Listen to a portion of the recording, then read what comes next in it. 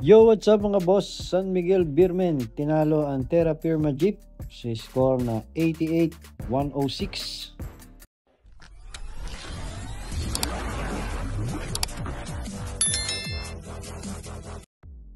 Ipinagdiwang ng San Miguel Beer ang pagbabalik ni Leo Austria sa sidelines pamamagitan ng unang panalo agad kontra dito sa Terra Firma Jeep.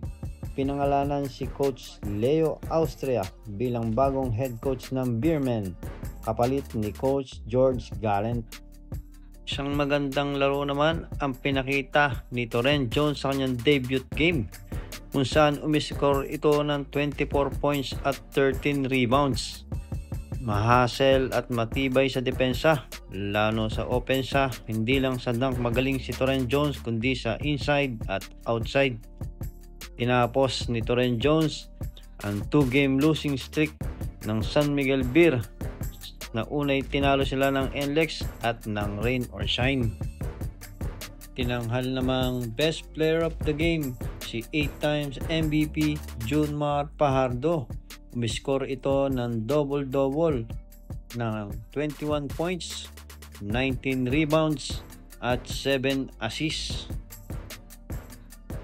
Umiscore naman si Wami Chongson ng 12 points, si CJ Perez 16 points at si Don Trollano 10 points.